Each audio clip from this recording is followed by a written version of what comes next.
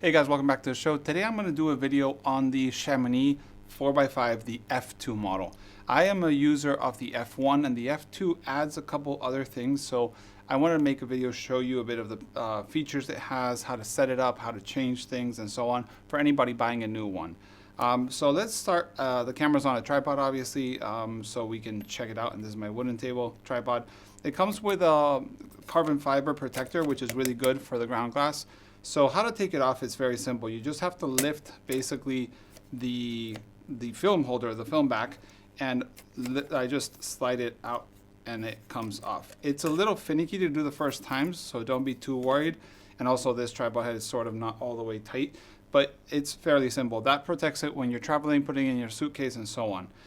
So now this is a 4x5 field camera that is foldable. So to unfold it, I'm going to level it out a little bit, and we have these knobs, these big black knobs. But before we get into those big black knobs, you'll notice on the bottom there's a lock. These sliding locks, which I'm gonna push one side and push the other, these are the ones that will give you 90-degree angle. So you wanna have them all the way out, pushing outwards to unfold. So we release one of them, we release the other one, and now this whole back goes up. As you can see, it's very nice and smooth, and it stops there. When it stops, we tighten them down, and we tighten the other side.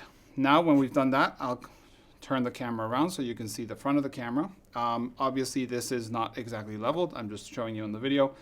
But here we have the front standard. The front standard of this camera, as you can see, has to be completely removed. So what I do is I usually let go of these two knobs on the front so I can raise it a little bit, and with that raising, I can now choose the holes on the baseboard of the camera. So one thing I want to know, I'm going to just screw it to one of them, maybe this one here. As I screw them with this screw in the middle, you'll notice that there are certain things that are happening. First of all, I'll push it down so you can see it on B cam. There's different screws. That's the first question people ask me all the time, is like, Nico, which screw do I set? How do you know? Is there a rule? Well, the rule of thumb is I usually go with the closer ones to the body or the wide angle, so 72, 65, 90 millimeter lenses. Then the middle part, I'll do 120, 135, 150, and then the end, I'll do 240, 300, 450, things like that. This can use an extension, which makes it even longer, and I do own it, but I haven't found it today, so I can't show you, but it just screws to the front hole, and it gives you more holes. But today I'm gonna put it here so you can see. Also, to actually level it properly, or align it properly, it has two white dots on the corners, and there's two white dots on the bed. So basically, you have to put them there so you see them, and then tighten it all the way. This is obviously not the best in terms of using a monorail, but it is a field camera. It's nice that you have those indications. Then the front standard, as you can see, the knobs that are closer to the lens board basically can come up and down. So this is the rise and fall, and you see a white dot here and a white dot on the frame. We align those there, and that would be what I call zeroed out, or zeroing it out. Now the camera is ready. We have the bellows attached. We have this tight, we have this tight, and this tight. So now it is supposedly all parallel. So the back and the front standard are parallel. We grab our lens. In this case, these cameras use the Linhof Technica, so 96 by 99 lens boards. This has a 305 G Claron, which is a great lens. Obviously, the hole I chose is not perfect for 305. But this is just for demonstration purposes. So basically, we grab our lens board, we insert the bottom first, then we push the top, and it has these little half wheels on the top, and make sure those are on. Obviously, you can give it a little pull. If the lens is not coming off, it shouldn't be coming off. Now that the lens is there, there's a little bubble level that comes included with a Chamonix F2 and F1 and all the cameras. This is a level that can be removed and obviously lost. I have lost mine, so thankfully this camera still has it, but just keep it there for ease of use. And you can basically turn it. You can use it here for leveling this way, and you can also put it this way for leveling the other orientation. But one thing to note, if the back, which has all the bubbles, is leveled, the front should be leveled too. But if we're doing some extreme movements and stuff like that, it's good to have that bubble level there. And this can be stowed away with the camera, as you saw before. So let's start with the front standard. So let me remove a little bit of tension there. On the front standard, as you can see, the inside is for rise and fall.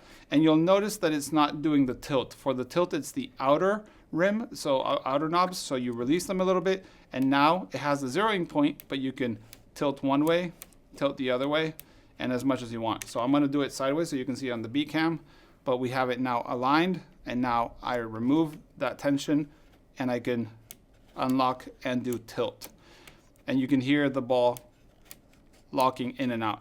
One thing to note, if you find it a little too finicky, and it is not finicky, but if you find it, you can always pressure a little bit, tighten the knobs, and then you have a little bit more control. So you can do a little bit if you're just doing micro measurements. So that's there, and now we can lock it. And as again, up and down, just goes with the center ones.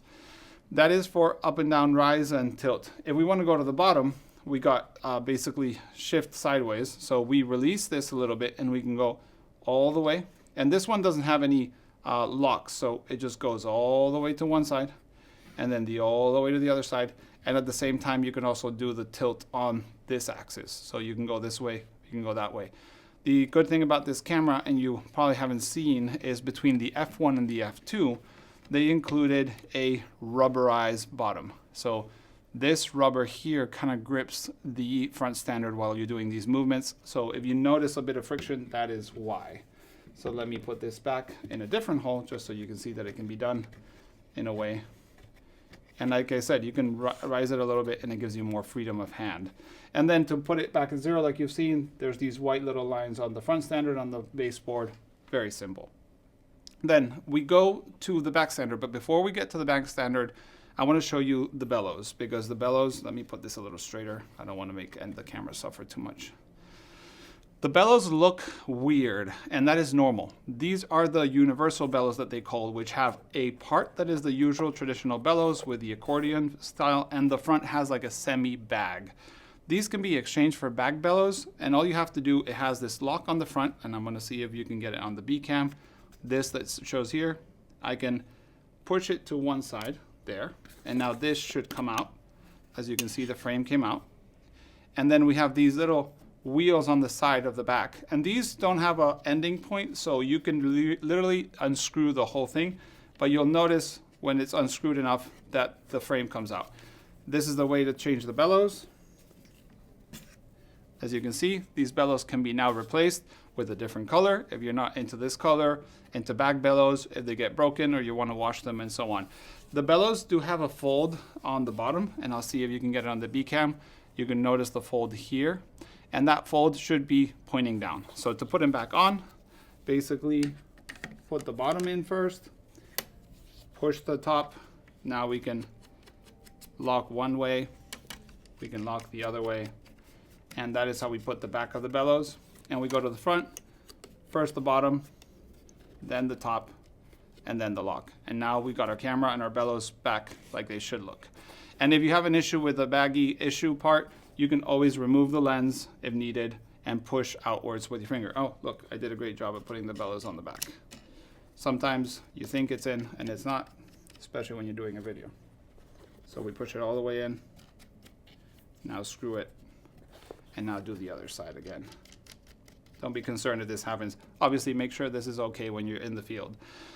So that's the bellows part. So now let's go to the back standard. The back standard has quite a lot of bells and whistles to be a field camera, and this is why the F2 is probably the most advanced of the Chamonix 4x5 cameras. First of all, we have the back, which lets you insert film holders.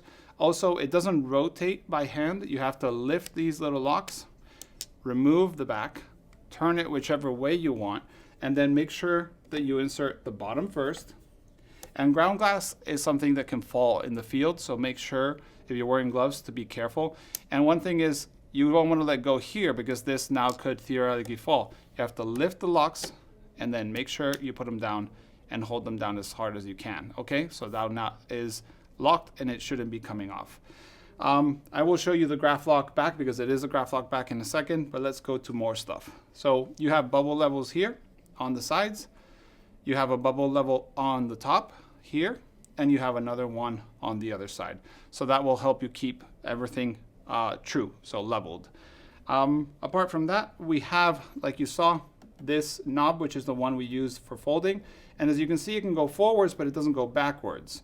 For that, we have those locks on the bottom, which I'm going to do this on purpose, see if you can see it on video, that you can actually make flush with the back. And let me make this one flush too. There. And now when I remove this, it will actually tilt backwards. And there's a limitation to the tilt. I don't know how much that angle is, but it should be more than enough for anyone using it on a normal scenario. If you're using more than this, you should use a monorail probably. And that is how you do it. So this goes backwards and forwards. That's for basically base tilt.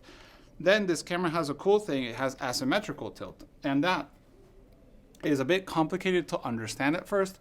But basically it's this silver lock knob on the side. And you have to push that lock that we just did all the way in. That's the third position. We have 3, all the way out, flush, and all the way in. And now what happens is if I unlock these silver ones, you'll notice on the side angle that there's this metal half like circle thing. And it basically will let you do this asymmetrical tilt. And what does this mean? What does this do? In the ground glass of this camera, and this is a hard one to see on video. You're gonna have to see this if you have your camera in front. You'll notice a discontinued dotted line on the bottom, on the top, on the left, and on the right. That depends on where the ground glass is situated, but you always have to focus on whatever line is on the bottom. So what you do is you focus to whatever you're interested on the bottom like dotted line, then you use the asymmetrical lock to basically focus the top. So you go one way, doesn't work, then you go the other way. If that's too much, then you're out of the range of the asymmetrical tilt. But that's what it works for. Do remember when you use the asymmetrical in the back or movements in the back, it will distort the image unless you're vertically, parallel to basically leveled. So make sure of that. If you want to put everything back to 0, you heard the lock there, but look, you hear it there. We pull out the locks, and you notice that I'm using the back a little slanted forward. That is so the little locks are easier to pull out. Now we have an easier time, and now we can 90 degree it again, and we're good to go. So this camera is now leveled. So that is the asymmetrical. Another thing the back has is extension. We can extend the back all the way, okay? And the focus is on the back is this wheel that you can see here on the bottom. And I don't know if the B angle can see it, but basically this angle. And as I unscrew it, we go against the clock, you can see the front standard coming out, and it comes out quite a bit. And it doesn't have any locking mechanism, but you make sure that basically if you go here and we were pointing this camera downwards, it usually does not breathe on its own. It doesn't keep on going. But if you ever have a problem, I would contact Chamonix. It should be sort of like self-locking. So that is the focus of the camera and the extension backwards. This is for long lenses. This is a 305. We would probably have to do that. And if you notice on the camera bed, there are some dotted lines, and I'm going to put it on a funky angle so the B cam can get it. You'll see these dotted lines. So that is, so when you go backward front, you can align it to flush to the camera, or you can push it forward. Why would you want to push it forward? When you're using wide angle lenses, you don't want the bed of the camera to be in the picture, or maybe you need to have it like super close by. So you need to have it really, really cramped up with wide angle. So this essentially makes you being able to use probably 65mm lenses without having a recessed lens board. As you can see, that's how far it is, and it is all a little slanted, but you can use that. Also, these back locks will let you use basically back tilt. So you can tilt it sideways or swing it. I never know if tilt or swing. To me, swinging is like a kid's swing, but also tilting is this. So you take it as is, but this is one of those that you can use. You can go all the way to the back and do all this funkiness, or you can go all the way to the front and do it. You're limited by the hardware, basically. And then when we want to put it back flush, I'm going to move it a little bit, and it's going to be hard for me to see without seeing the back. You have a little silver drill that's being painted, I think, that you can align there. And then one thing that's hard to see too on the camera is there's a silver dot here. This silver dot that's here is where this wheel should be, this lock here. So I'm going to try to do it my best somewhere there. So the silver one is there. That's where you should lock it. Why so? Because if you don't lock it there, the camera won't fold properly. Okay, so I did both sides, and I'm going to show you the other side right now. Let me show you here. You see the silver dot there. That's where you want to put the wheel when you're back to what I call zeroing the camera. So that's basically almost all of the camera. Now we're going to go to the ground glass and the different options we have. Like I said, the camera now is ready. You have a bit of a cutout on the back, and here you see a cutout. This is where you're supposed to insert your finger to kind of help the camera open the back.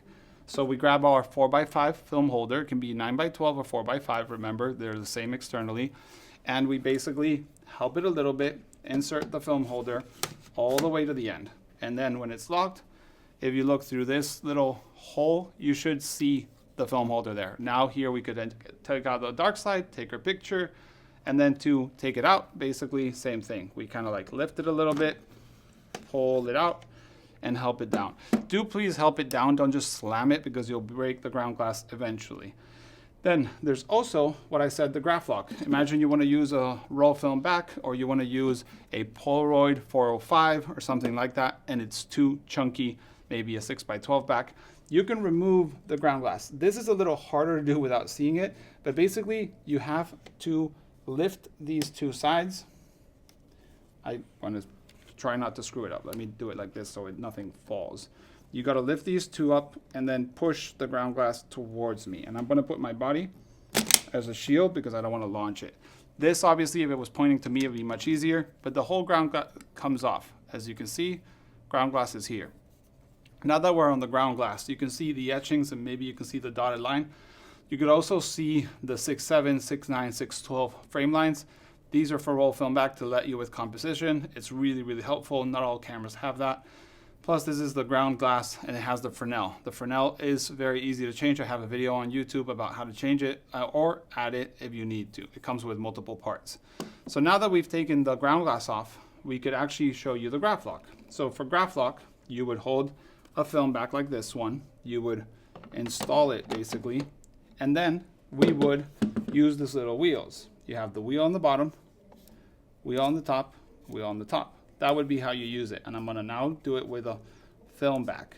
And some of these, this one's an under the ground glass one, but I'm gonna just lock it in there. Let me see if I can find the exact position. Should be there. Then I can lock 1, 2, 3, 4. And now this is not coming off. Now I could take out my dark slide, I could take my picture, I could put it back my dark slide, and I can remove the back in the same way. We turn, turn, turn, and turn. And now this comes off. We can do that same thing with the Polaroid 405. Same thing here. We just put it on top. We do the same operation. Should be fairly self-explanatory.